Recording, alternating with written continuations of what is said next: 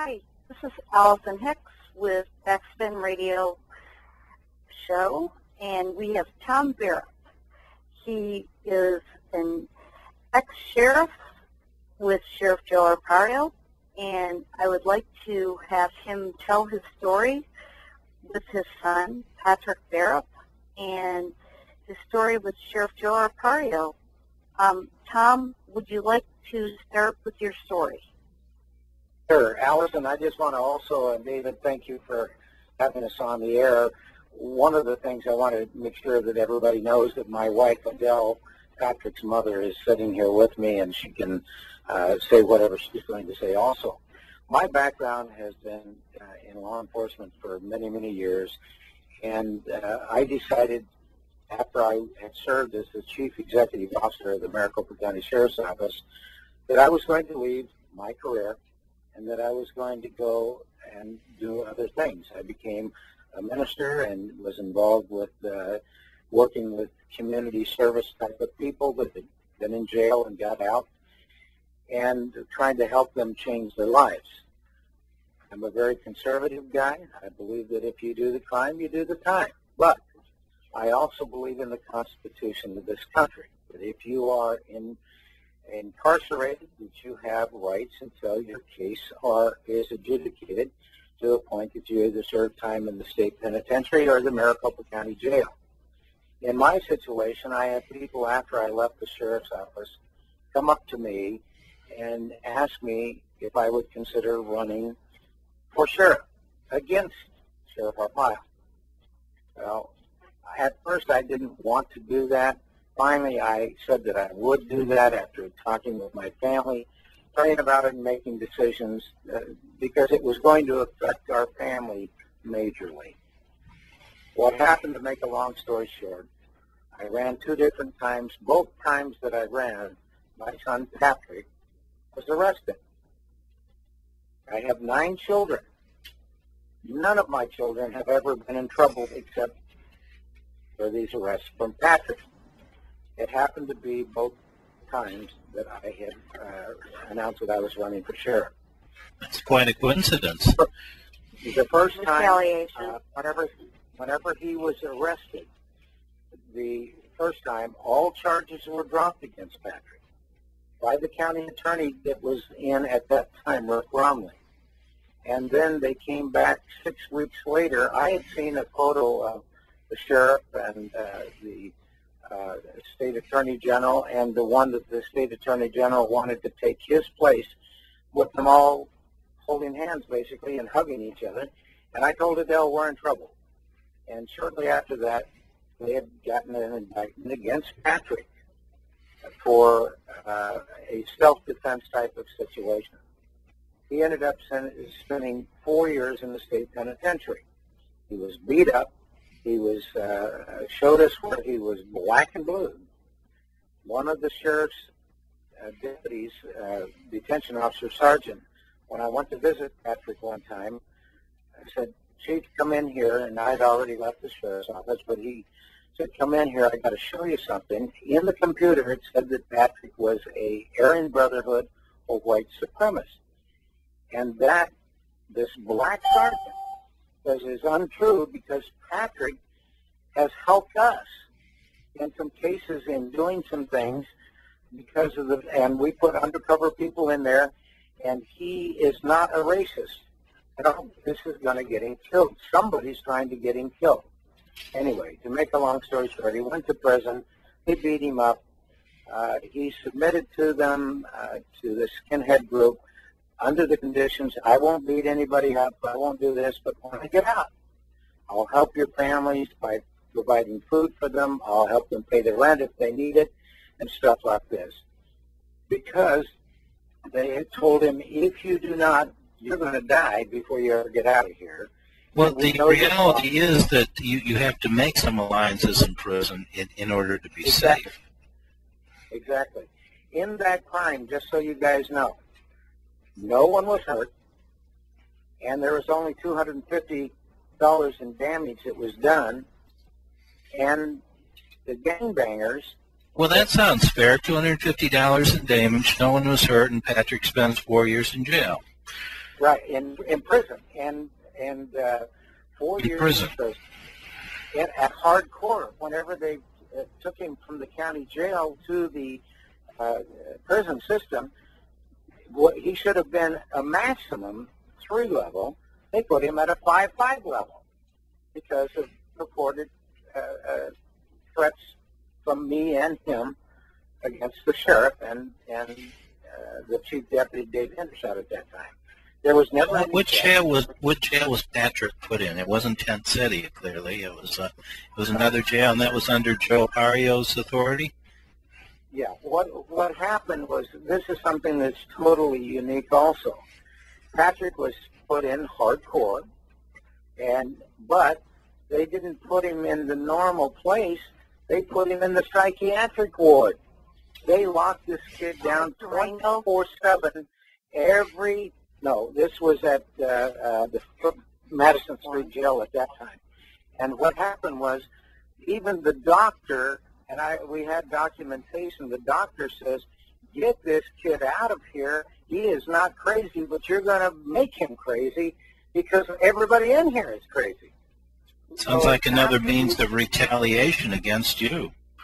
Well, certainly. And what happened was, Patrick, I was able to get a phone call. Somebody inside was able to get a reporter from the new Phoenix, Arizona Republic, Dennis Wagner, to see documentation, medical documentation. He wrote an article, a scathing article against the sheriff's office of why Patrick was in that psychiatric unit. They made him sleep on the floor. They took his bed away, put it right outside the door so he could see it. They woke him up for 2 weeks prior to his court hearing every 10 minutes. Physically went in and woke him up. They had any time. Now, you have to understand, Patrick was not a threat to anybody. There's no documentation that he ever threatened anybody, but they made it, no detention officers are not allowed to go there with one guy. They have to have 2 detention officers. He was refused the things that he needed, sleep deprivation. Then after the article came out on a Sunday, a major newspaper, he was transferred in the middle of the night. He was not given any paperwork.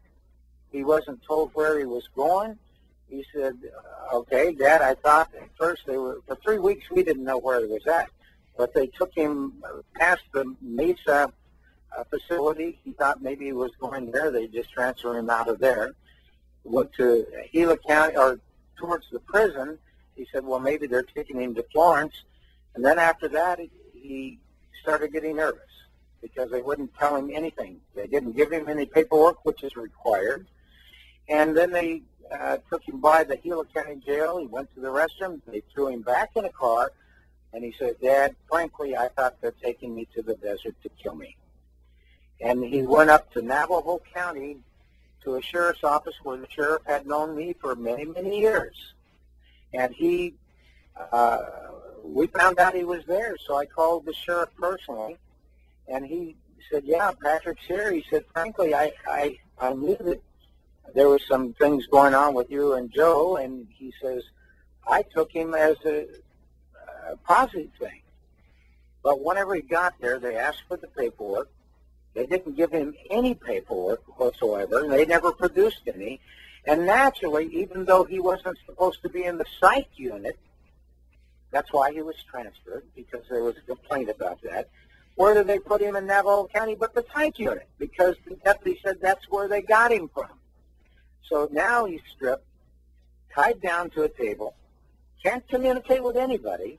He's telling them, look, this is the situation that I'm in right here. I shouldn't be here and all this, so they're taking that as a negative, that he's trying to be combative. He's saying, I'm innocent. I shouldn't be here. For 2 times, he didn't show up in court. And so the judge finally says, I don't care where he is. The sheriff's office better have him in this courtroom the next time. So the sheriff's office came back and said, well, they'll transfer him back down to Maricopa County, which is probably 180 miles away from where he was at. but he's going to charge 40 cents a mile to bring him back. Well, they took him. He had no choice, and now they're going to charge. And this was Dave Hendershot that was making these decisions, not Joe. Again, he got back. He was sentenced to, he made a plea agreement according to his attorney. The attorney told him, you'll never go to prison, you'll never do anything like this, and next thing you know, he gets 4 years. Again, to make a long story short, gets beat up in prison because he had to join one gang or another. That skinhead group is the one that beat him up, and that's in the story. The next time he gets out, he gets married, buys his own house, pays off all his debts that he had before he went to prison the first time, ends up being arrested again, and they tried to get an indictment on him the first time. They got indictments on the 3 others, but they didn't get indictment on Patrick. Again, they came back. They went out and they got people to say different things. Now, can you tell us a little bit more about this incident where he was arrested? It was a murder, wasn't it? Yeah, there was a murder scene. He was not arrested at the scene. In fact, it was, as I said, it was a year later. And there were 7 people there. 3 people said that Patrick either sat there or stood there. 3 people said they never saw Patrick, never heard Patrick. And the only reason that they said that he was there is because the police told them that he was there. And one of them even testified because there was one of them was the brother of the deceased, the murder victim.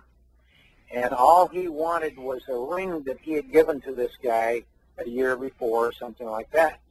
Well, the ring was supposedly delivered back to the house.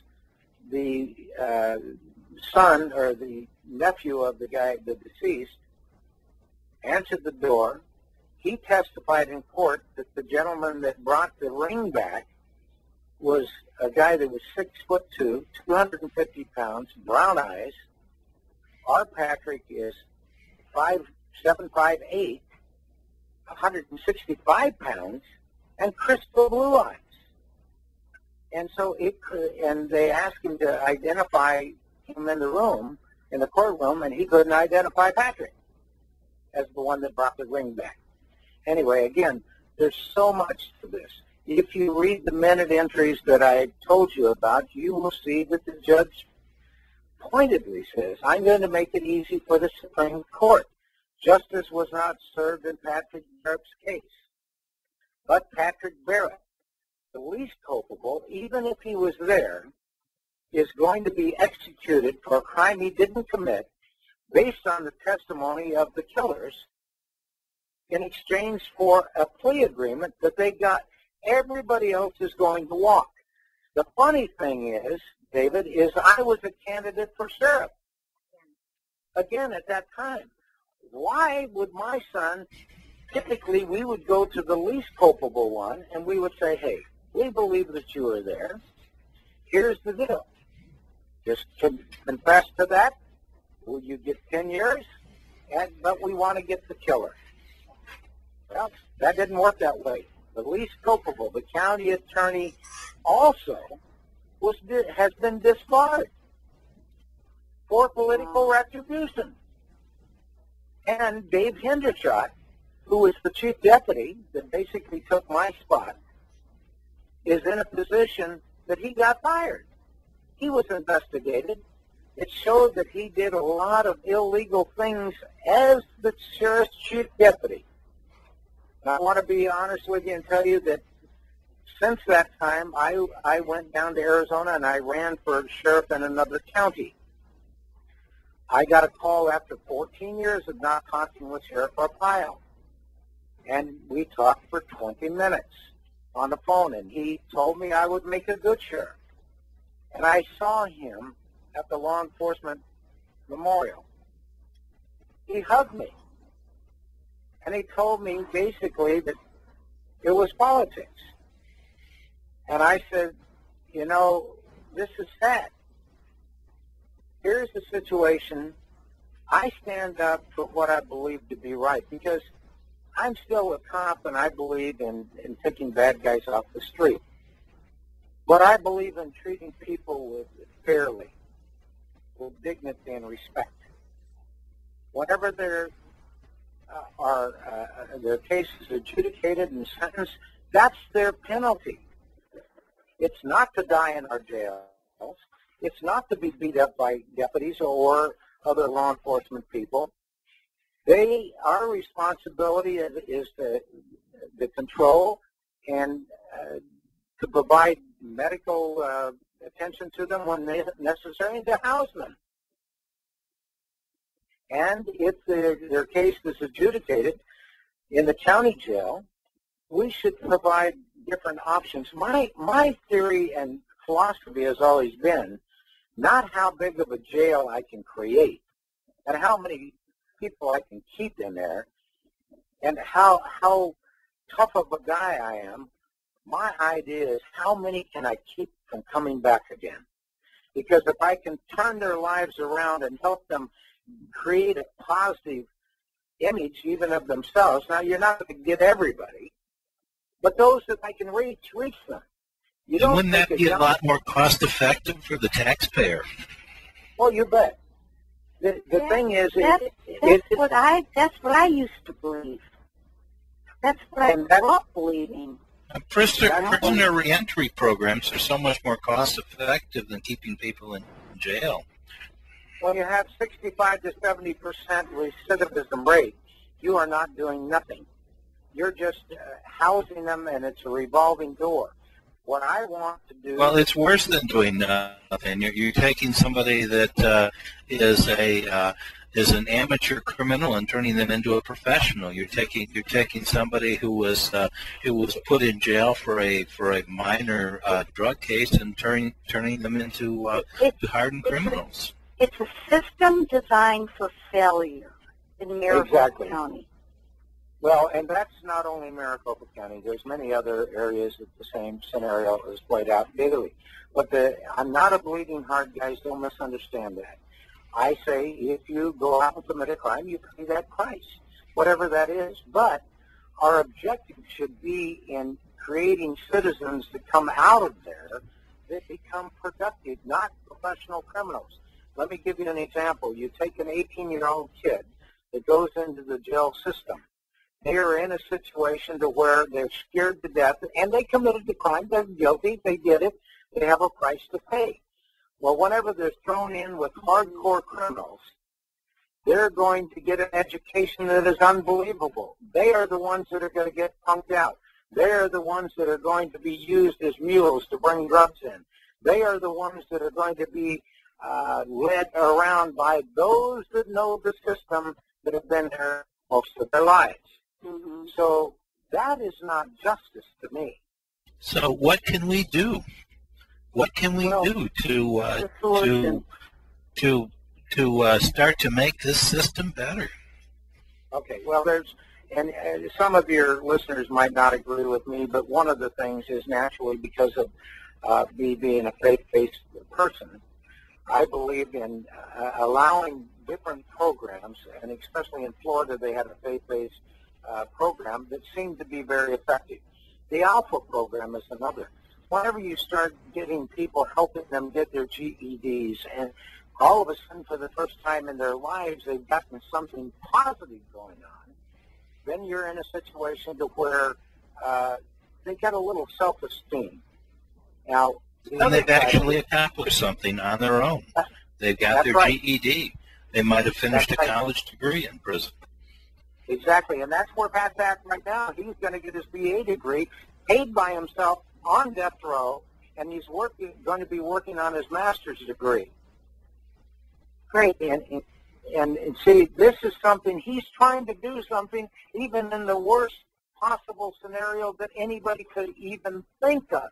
Yesterday, or today, I guess, this morning, they executed another one on death row. Patrick is sitting there watching all the people, the only people that he knows anymore, being executed. And he knows that he's going to be executed for a crime he didn't commit.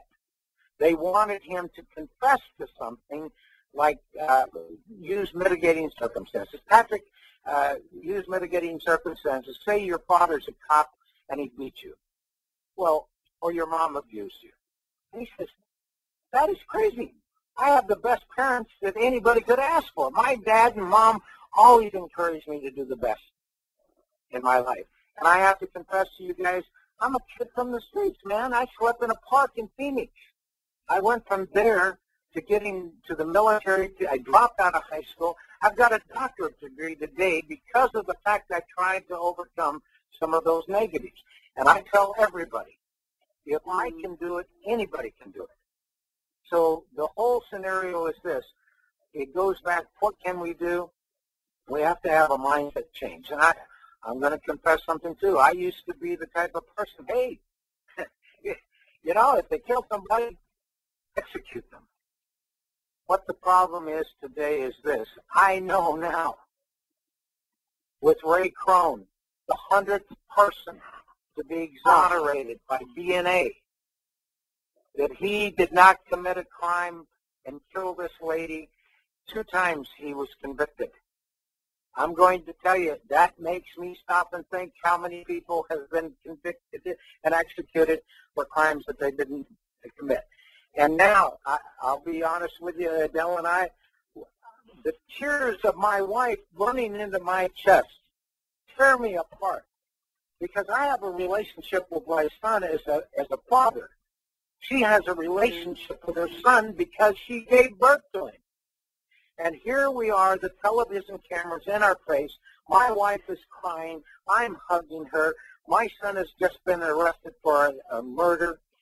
We didn't know what was going on. And then I find out that as he's convicted, all the testimony that comes down says Patrick didn't do anything.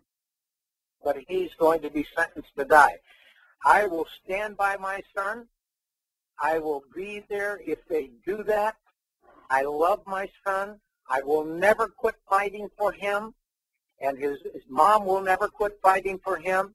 And on the other hand, I want everybody to understand, I'm a tough sucker. I'm not just saying, oh, it's my son and making excuses for him. He knows that if I could see the evidence that he committed the crime, I would take him to jail.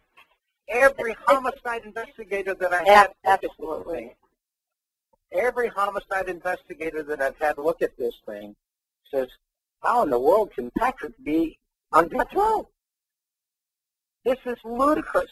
This is America, guys. This is heartfelt. Our people, our family, every one of our 9 children, including Patrick, are devastated with this. Some of them are saying, Dad, with what they did to you and what they've done to Patrick, I don't even know. I don't want to vote. And the people that are affected, think of the cousins, the neighbors, the friends, the families. The people that just go along with their life, they don't realize until you're affected by a wrongful arrest, David. Well, Alison, let me say this so you guys understand. All 9 of our children live within 5 miles of us. All of them. I had to take my children out of my home where I was born and raised because I was afraid that somebody would stop them and they would find something in their car. My kids don't do drugs. They are not criminals. They are hardworking people. And to find something that would be out in it, some of us moved to Alaska, some of us moved to, they're spread out across the United States, but we were all close. We had meals together regularly. We had a very supportive family. The problem is now, for the protection of my children, I told them, we got to leave. Yep. That's not right. This is America, guys. And now I don't have any money to fight this. It happens. Somebody told us one time, you're going to see the money or the justice that money can buy. And I said, no. I've been in this business for years. I know that they're going to get justice. Well, whenever the Superior Court judge, who is a former prosecutor, says justice was not served in Patrick Bearup's case, that says a lot to me. That's a big red flag. And the state Supreme Court overlooked it all. Do you have any clue who might be behind this? Is it Sheriff Joe Arpaio himself? Is it one of his? One of the people in his administration? Who do you suppose is the person who's moving this ahead? Well, I think David Hendershot is the one who was the chief deputy. He was the one that was pushing it. And Andrew Thomas, wanted to be governor. Andrew Thomas, the one that was disbarred, wanted to be governor. And so what Hendershot is a smooth character. Now, he since has been fired, as I said, and has been under investigation. But Joe allowed him to retire, and I believe his income is $203,000 or $209,000 a year now. And he's a criminal. He should be wearing his own pink shorts. Who says crime doesn't pay?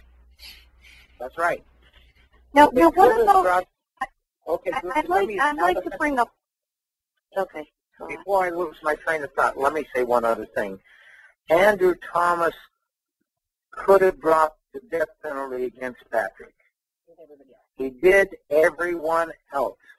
Why would he keep it on the one that is the least culpable of the whole thing? Even if he was there. And if Patrick, according to testimony, one of the guys had a shotgun, I don't know if you or me or anybody else would stand up and say, if somebody's pointing a shotgun and tell this kid start beating him or you're going to be dead right here too, would step in front of that shotgun and say, well, put it down. Because there was already a threat on Patrick's life. There was a threat on my life. There was a threat on my wife and my family from this skinhead group because Patrick told them, I can't be involved with you guys. They testified they don't trust Patrick, they don't like Patrick, they don't want him around. He's a cop's kid. Why did they invite him to a murder? Set him up. Shut him. He took the words out of my mouth. Exactly, and any reasonable person would be scared to death in circumstances like that. The man had a shotgun, you said. That's right, and not only that, Don Stapley, like the guy from Fountain Hills, they got set up. He ruined the guy's career. The Board of Supervisors were arrested, okay? They had criminal charges against them. The people with the New Times, the publishers, were arrested. My kids, I was scared to death. My kids are going to be arrested. How can you argue that? You mean the Maricopa County Board of Supervisors were arrested? Don Stapley. Don Stapley, he was the chairman of the Board of Supervisors, was arrested twice. And everything was dropped against him. Dropped. He was arrested for, what was the charge? For fraud and for other collusion with other things. But not only that, but the New Times, which is an alternative paper there, their publisher was arrested too. And Paul, I don't know. Well, we can't just leave it at that. What were the charges of fraud against the Board of Supervisors and Don Stapley? Okay, there was a new court building that was going to be built, and Joe had developed this group with the county attorney going after corruption. And the county attorney gets disbarred because of political corruption, basically. But they said that they were doing something with the judges. You'll have to read about it, but doing something with the judges to overlook something. And they even were investigating some of the judges. Judge Donahue. Well, that's a shock that the judges would be involved too. Oh, this is ludicrous. This goes deep. And they stopped the the sheriffs, they stalked the mayor from Fountain Hills for child abuse and arrested his kids. And he got off it, and they arrested him. Yeah. Because they didn't like him. Tom, tell me, how does a decent man like yourself even function, even survive in such a corrupt environment as Maricopa County Sheriff's Department? It must have been tough for you to get by. Isn't there a lot of pressure to become part of this corrupt system? Oh, a phenomenal amount of pressure. That's why I resigned. That's why I walked away. That's why I went before I retired. That's why I have no retirement. That's why I have no medical today. Because I refuse to allow myself to be put in that position. That's what kind I'm of things do they want you to do? Specifically, on the Scott Norberg case, they wanted me to, whenever I got on this is a case where a young man had been arrested by another agency, housed with us, died in our custody, and I was told that whenever I got on the stand, to say I don't remember and I don't recall. And I said I cannot do that. And so that plus many other things that were coming up, I decided, my wife and I decided, we had 5 children at home still. I'm making a tremendous income. And you have a conscience. I'm at the top of the sheriff's office, okay? And I said, I kept telling my wife, I cannot live with this kind of stuff. I have to wonder how you can arise to a top spot in the sheriff's department when your philosophy is so different from theirs. Is the corruption that we see now, is that a new phenomenon, or did you see that when you were lower in the ranks in the sheriff's department? Oh, and that's a great question. It's not that there's corruption. I never looked at it as corruption. Now I see totally how things can be manipulated.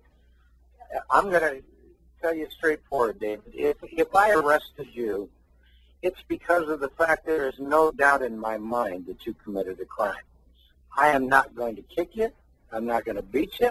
I'm not going to do anything other than take you into custody and take you before the judge. So somewhere along the line, or something like this happen, for a judge to say that it's just not right. He's saying it's not right. Mm-hmm. Well, what I'm trying to understand is, how does an institution become corrupt? How does what is the process that this institution and the people in it go through? Well, I can't believe that these people started out that way. It seems more like they're corrupted by the system. And that's probably true. It's power and it's money.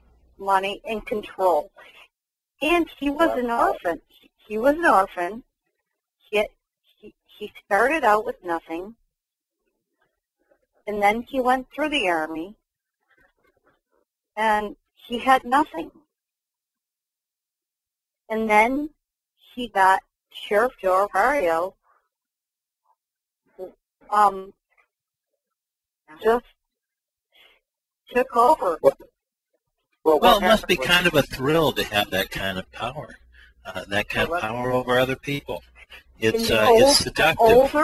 The older you get, the worse you get. Well, I think, and to be honest and fair with Joe, he was never loved. I think that David Hendershot is more of a culprit. And I think that Joe had, David would do whatever Joe wanted done and even more. If you look at the investigation of David Hendershot, you would find the abuse of power. The abuse of power is with him. And David, I tried to warn Joe about him, and Joe thought I was just jealous of him because, and I'm not jealous of Hendershot, I just didn't want to be that kind of person. Mm-hmm. Well, it makes me wonder if, say, you did become the sheriff of Maricopa County. How does one single person, even though you're in the sheriff's department, how would you go about changing that culture? Is it possible to change that culture? Could the sheriff actually bring get rid of the corruption? Could they actually bring integrity to the sheriff's department? How would you go about doing that? Well, I know that's a big question. That is an excellent question. Number one, the buck stops with the leader. If you have integrity and it's not self-serving, it is there for the purpose of leading in an honorable profession that should be honorable. That you set a standard that you do not accept anything that would be dishonorable. You would not accept corruption. You as the leader set the stage. Now, if I pick... In other words, you're actually willing to prosecute corrupt public officials, is what you're saying. Corrupt deputy sheriffs, corrupt officials under the sheriff? You bet. And if you were my that's very seldom that happens, is it not? That's probably truer than most people want to admit. But if you were my number two guy, my job is that I'm out there and I'm the public figure and stuff like this. But I turn it over to you typically for the day-to-day operation.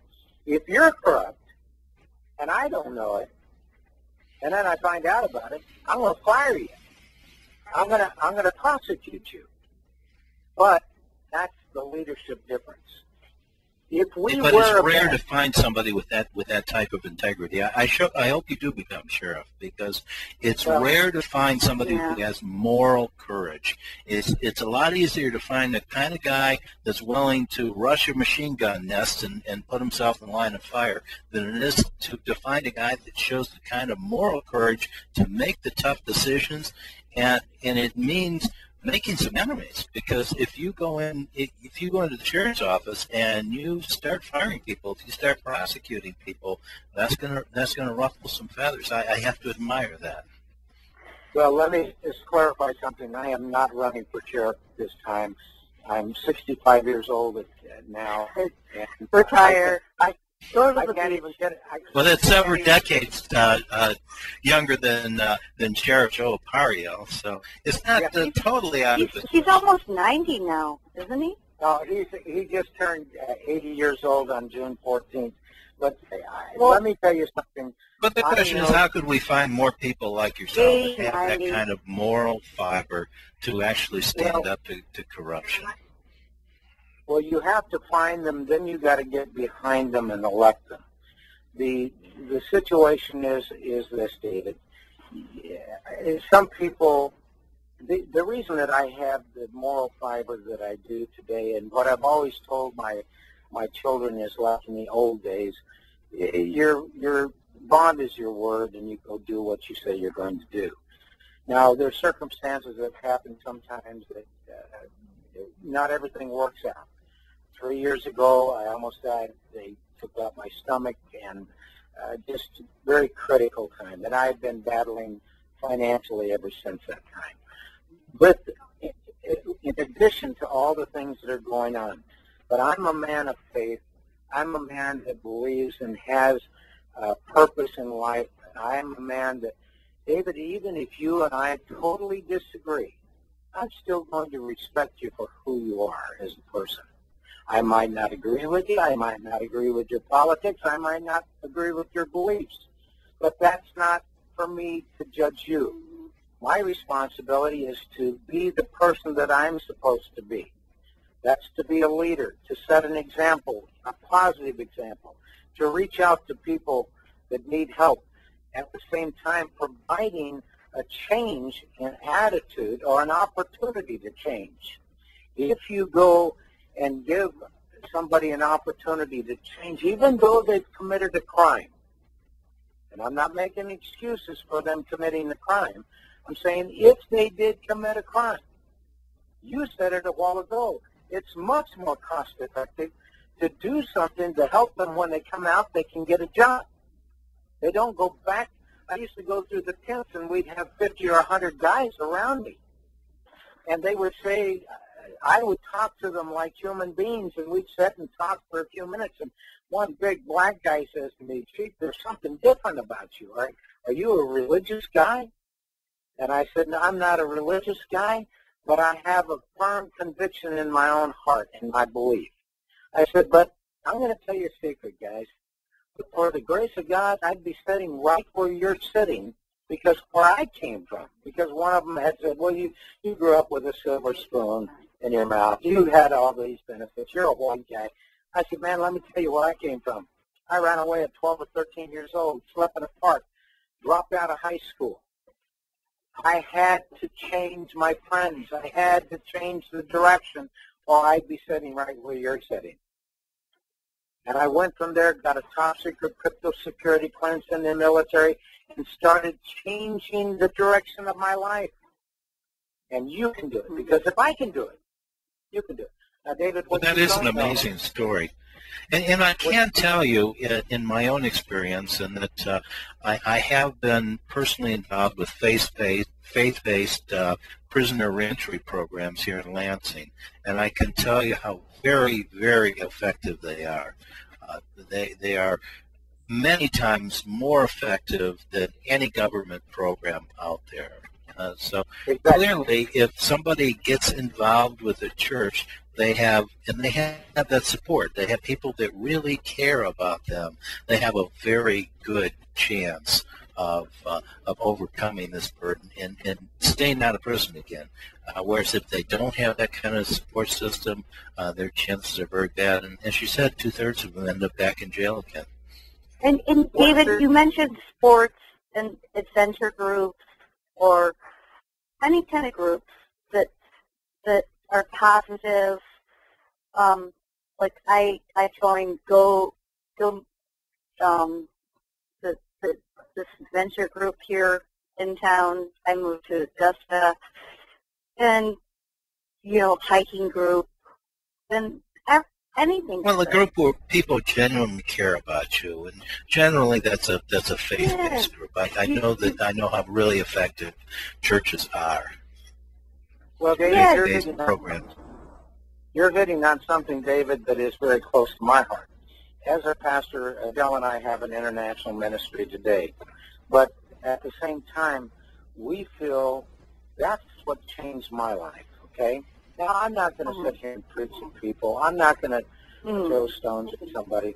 But I am going to say, in my case and in her case, that's what changed us. We're not super saints. We're not holier than thou. We're just people that love the Lord and want to do right.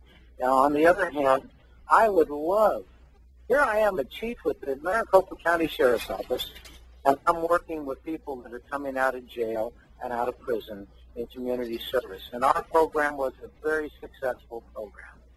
And, it was one of those things that I believe that God gave me a second chance. I believe that if I can show by example that somebody else can do it too, that they can look and all of a sudden start looking at the positive side of what's going on. We are sitting here, guys. My son, they want to execute. Now, my faith is that Patrick is going to walk out of there a free man. We don't have the luxury of DNA in Patrick's case. We have the killers that are talking about Patrick being there in exchange for a plea agreement. We don't have DNA that can show that Patrick wasn't even there.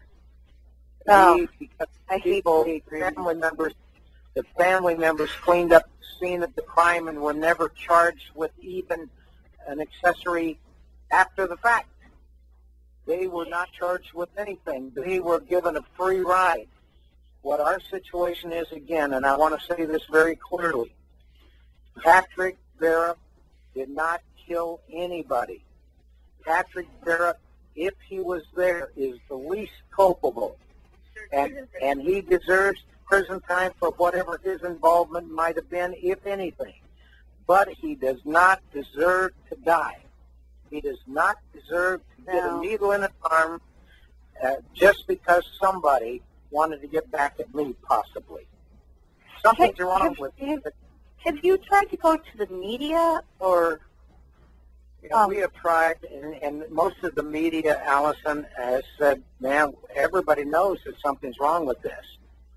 But the way that whenever they put out the information against Patrick, it's only one-sided. So that's why I got the last page. I'm praying, guys, that someone around the world will come up with some help that we can fight this thing. If I can get an attorney, I have no money. No, I know. I went to, as you know, I went to the stupid tabloids, which helped. That's what got me off. And I called, he's got a list of publicists, 250 people long. Lisa Allen, she's evil. 250 people work for him. He's not alone. He's 80. I mean, he works probably maybe an hour a day. No, Joe, Allison, I have to protect Joe in this. He works constantly, but the motivation is media attention. And he has a very strong group of people that keep him in the forefront. 250 people work behind him on the publicist department. Because I talked to Lisa. Okay, I have no idea how many people are there, but I can tell you. I can tell you this, guys. The fact is this: they're devious. She said, "I live in New York. I live in Michigan. I live in Arizona." I go, "What are you talking about? I live in one city. How can you live in like 5 cities?" I have no idea. Yeah. Now I know Lisa very well, but I can tell you this: I do not. I can't sit here and talk about Lisa because I can't address those issues. I do know about my son's case, and I can address those things. Now, what is important is what David is talking about, and what you've talked about, Allison, is how do we get to of fairness? Fairness. Exactly. Fairness to the community, of protecting the community, okay? Because we have a responsibility as law enforcement people to protect the public. That's our job. At the same time, we also, it's training, it's educating, it's showing people that we will not tolerate abuse in any fashion. And as I said, that comes from the top. Leadership is the one that stands up and says, it ain't going to work here, and sets the stage to go do it. They own part of the Arizona Republic. They own the vending machines. They get a cut. Ava owns Tin City, his wife. Okay. You're saying things that I can't even address. Allison, I don't know that. That's speculation. All those rumors. I was there at the top, and I can assure you that I have never seen that. It's not but. Well, to get back to what you're saying, I think is very important. How can someone get into the sheriff's department and start to reform the system? You have to you have to be tough enough to put people in jail.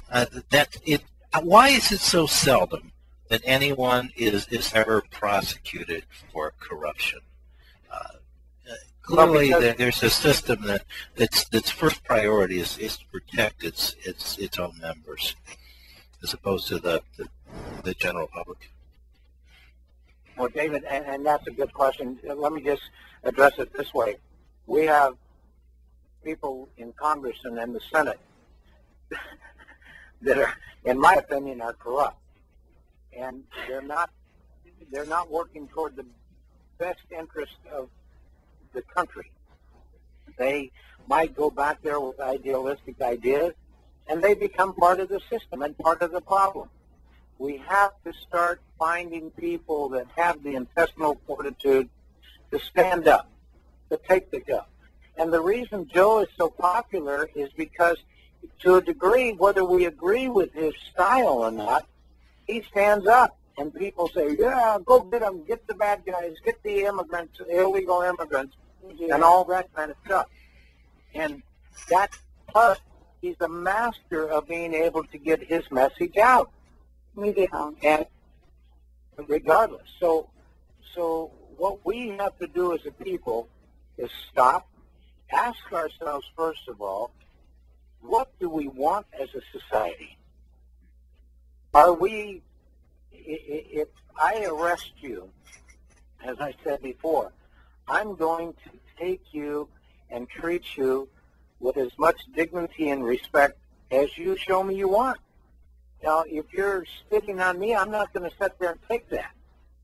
At the same time, I'm going to get, if you're being assaulted to me, I'm going to protect myself. I'm going home to be with my family. On the other hand, if you go and you made a mistake and you made a poor choice and maybe you and your spouse got in a fight and you've got to go to jail, that's my job. I take you to jail. But that doesn't make me the king over you. It doesn't mean that I'm the judge, jury, and executioner. My job is to arrest you, detain you, take you to, and put you in custody and bring you before the court. And it seems like part of the problem is lack of training also.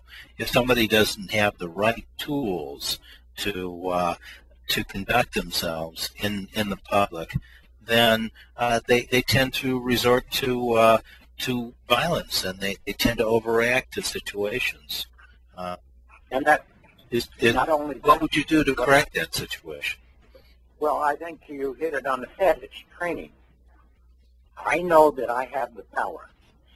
If I start to get in trouble, I know I can call an army in a heartbeat, and I'm going to have a bunch of units and guys and gals that are going to come there to help me. I might get beat up, and I might get killed.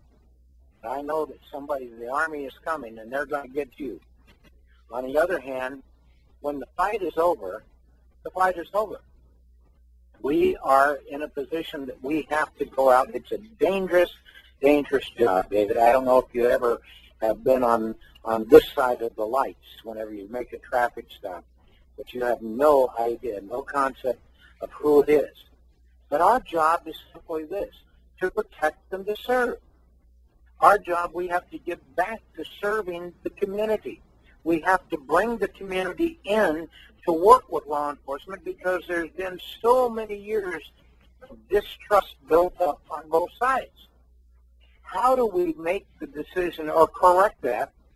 It's by you and I agreeing to disagree, but sharing with you exactly what I'm sharing with you. This is my side of this picture, and respecting you for your side and working as a community, because I'll guarantee you, neither one of you are going to be sitting there wanting a murderer running around your house.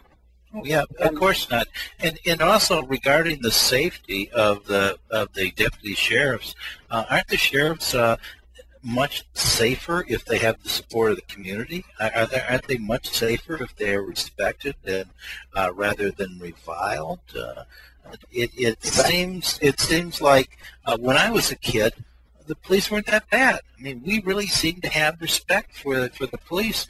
And frankly, nowadays, when I drive down the street and I see a police car behind me, I don't feel a sense of security knowing that they're out watching to protect me. I feel a little uncomfortable. And it seems that things have changed in my lifetime. Well, it's funny you say that because I've been in law enforcement a good portion of my life, and whenever I see a police officer behind me, my gut starts to turn. But our job is not to become jackbooted thugs. our job is to protect and serve, as I said. Our responsibility, David, is very candidly this. It's like going out and meeting with the community. Well, Adele and I have been married going on 37 years. During that 37 years, we've had some times that we've had some arguments. At the same time, we've learned to communicate with each other that we can agree to disagree. And it's my responsibility. If I was sheriff, I would be out in those communities. I'd be meeting with the community leaders.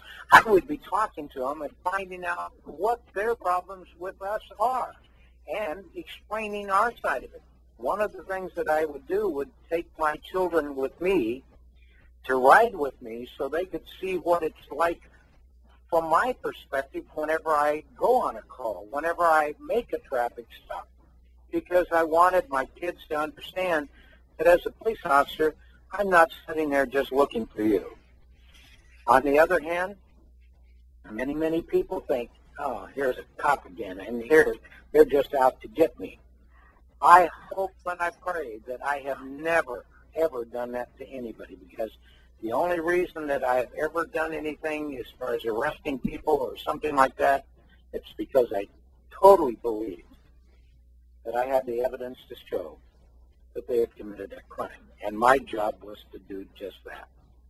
Well, it seems to me, and this was actually even a little bit before my time, but at one time there was such thing as a community patrolman, somebody that would have a regular beat and would get to know the people in that neighborhood. And at that time, it seems like there was a lot more respect for the police, and there was less fear, and they really seemed to have a better feeling of what's going on in that neighborhood, and I think would react in a more proactive way to help prevent crime rather than intervening after a crime has already occurred. In fact, just their presence would help to deter crime in that neighborhood. Well, you're hitting on something, David, that is very close to my heart, and that's the community involvement in law enforcement. If I was the sheriff, I would make sure that we had community patrols. I would make sure that our deputies would be in the schools talking with the kids, becoming a friend, not an enemy. I would make sure that whenever we went on a call, there's always officer safety issues, and we need to adhere to that because we need to go home to our families. But at the same time, that you treat people with respect. A lot of these people are innocent people. They just happen to be there at the time, and as a police officer, we don't know who the perpetrator of the crime is in a lot of cases. We don't even know if we're going to a crime scene if it's exactly what we were dispatched to. We might get there and find out it's totally different, and because this job is a dangerous job. On the other hand, there's a tremendous amount of intelligence that you can garner from working with the community. As I said a while ago, none of us want a mass murderer running around our house. Nobody wants a drug dealer typically around the neighborhood. And if I know you and you feel comfortable in talking to me, then it becomes a situation that we can communicate. We can take those bad guys off the street, make your community, your area safer to live in for your children that you love and you care about. But it all comes to working as a team. As I said, nobody wants the bad guys running around our neighborhood. All of us want to live in peace. All of us want our kids to be able to walk to school unmolested. All of us want our kids to be able to come home safely, to go to school without the threat of somebody coming in there and killing everybody. You know, when I was a kid, you went to school and you went to school, you never had a thought of somebody coming in with a gun. The biggest factor was you got in trouble for is talking in the hall or chewing gum. Today, kids have this threat of somebody coming in there killing them.